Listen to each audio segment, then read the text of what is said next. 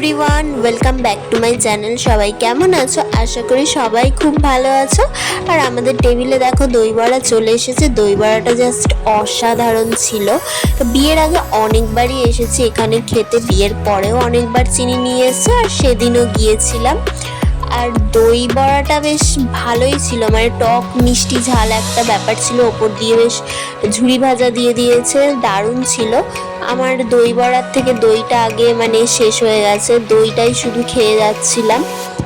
তো দই খেতে খেতে শেষ হয়ে যাওয়াতে কাকুগুলোকে বললাম যে একটু দই দিয়ে যাবে, তো দই দিয়ে গেল সেকেন্ড টাইম। আর চিনির হচ্ছে চাটনিটা বেশ ভালো লেগেছে, চিনি বললো যে আমাকে একটু চাটনি দিয়ে যান, তো চাটনি দিয়ে গেল। মানে সেকেন্ড টাইম যে যেটা চাইছে মোটামুটি দিচ্ছে, ভালোই দিয়ে যাচ্ছে। আর দই বড়াটা তো মানে অসাধারণ অসাধারণ, কি বলবো। আর আমি একটু খাচ্ছিলাম আর অল্প একটু ভিডিও করেছি, তারপরে আমি একটু মন দিয়েই খাচ্ছিলাম। কোনো প্রিয় খাবার হলে সেটা তো মন দিয়েই খেতে হয়। আর সাউথ ইন্ডিয়ান খাবার আমার একটু ভালো লাগে, কারণ একটু টক টক ব্যাপার থাকে, টক মিষ্টি ব্যাপার থাকে, আমার বেশ ভালোই লাগে খেতে। তো তার জন্য আমি একটু মন দিয়েই খাচ্ছিলাম। আর এখানে দেখো আমি ইডলি প্যাক করে নিয়েছি বাড়িতে ডিনারে খাবো বলে।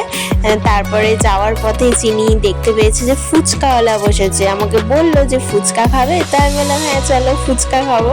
তো দুজনে মিলে বেশ ফুচকা খাওয়া হলো। নুন আর টকটা একটু কম ছিল, আর নুন আর টক একটু ফুচকার আলুতে না হলে জমে। তো কাকুকে বললাম নুন টক বেশি দাও, একটু ঝালটা বেশি দাও। তো সেই ফুচকা খাওয়াও হয়ে গেল। তো সবাই ভালো থাকো, নেক্সট ব্লগে আবার খুব তাড়াতাড়ি দেখা হবে। আর কালকেই দোল পূর্ণিমা, সবাই জমিয়ে রং খেলো, সাবধানে রং মেখো।